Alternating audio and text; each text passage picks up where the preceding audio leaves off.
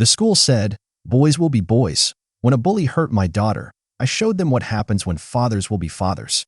I was working in my home office when I heard something that made my blood run cold. My daughter, crying in her bedroom, the sound of scissors cutting violently through something.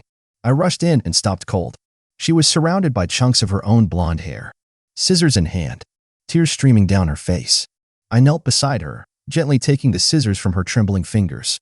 She looked at me with those big blue eyes and whispered, "Maybe now he'll leave me alone." That night, she didn't say much, just repeated, "It doesn't matter anymore," before crawling into bed, her hair jagged and uneven.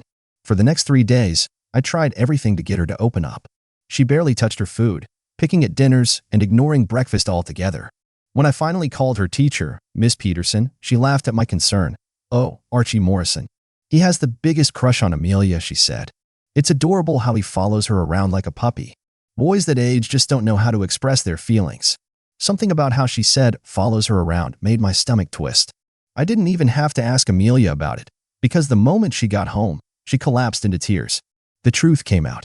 Every day, Archie had been calling her Goldilocks bitch, getting the entire class to chant it at recess. He cornered her in empty hallways, demanding hugs. Last week, he grabbed her face and forced her to look at him. "I only hurt you because I love you. That's what people do when they're in love," he told her. I was furious. The school brushed it off as puppy love, so I told Amelia to stand up for herself. Next time, yell loudly. Make them listen. Sometimes, I wish I just stayed quiet. Because the next day, she came home with bruises on her wrists. Her shirt collar was torn. She had yelled.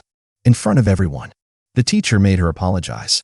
Apologized to him for embarrassing him and making a scene. After school, Archie cornered her with 3 of his friends. "My dad says girls play hard to get, but they really want it.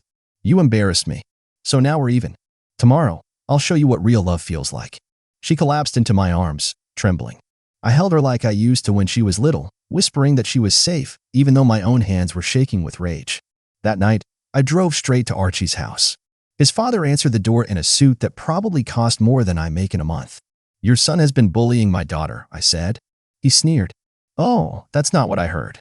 Archie told me your little W-word daughter was sending mixed signals, leading him on, then humiliating him. I should have hit him, but I didn't. Because behind him, I saw his wife, Linda, standing silently with a fresh bruise on her cheek. Mark understands how relationships work," he boasted. 20 years of marriage. She knows that when we get violent, it's because we love them too much to let go. That's when I realized. Archie wasn't just a bully. He was an echo. Back home, Amelia was asleep. Her uneven hair fanned across the pillow like